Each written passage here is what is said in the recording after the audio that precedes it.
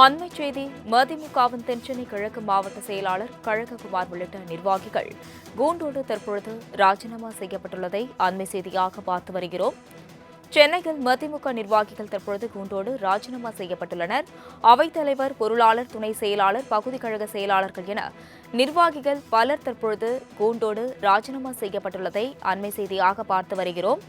இன்னும் தேர்தல் நெருங்க சில நாட்களே உள்ள நிலையில் தற்பொழுது சென்னையில் மதிமுக நிர்வாகிகள் கூண்டோடு ராஜினாமா செய்யப்பட்டுள்ளதை அண்மை செய்தியாக பார்த்து வருகிறோம்.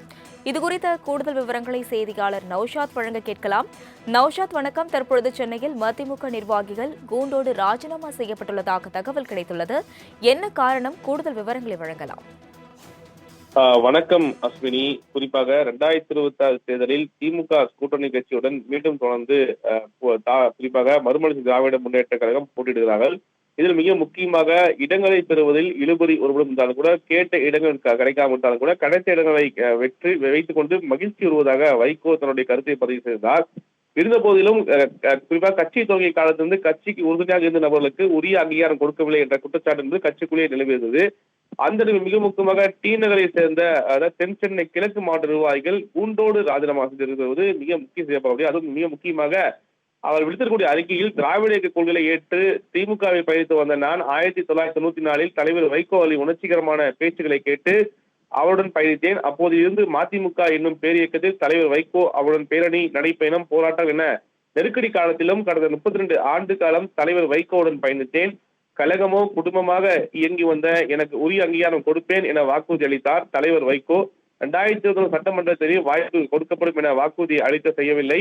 இதற்கு அப்போதே தவறு செய்துவிட்டு நிச்சயம் வரும் தேர்தலில் போட்டியிட வாய்ப்பு ஏற்படுத்தி தருவேன் என வாக்குறுதி அளித்தார். தற்போது கடந்த 4 மாதங்களாக எனக்கு சட்டமன்றத்தில் வாய்ப்பு அளிப்பதாக உறுதியளித்தார். ஆனால் இந்த தேர்தலில் எனக்கான வாய்ப்பு மறுக்கப்பட்டது. அதனால் நான் கடுமையான மன உளைச்சலுக்கு ஆளானேன்.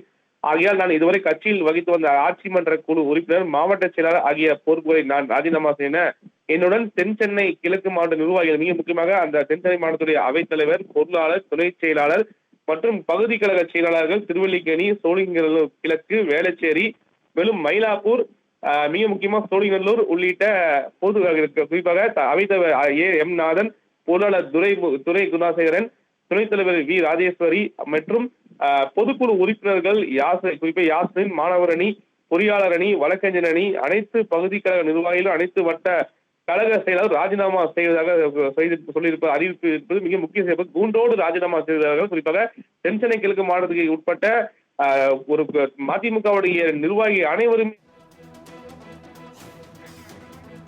விவரங்களுக்கு நன்றி நௌஷாத்.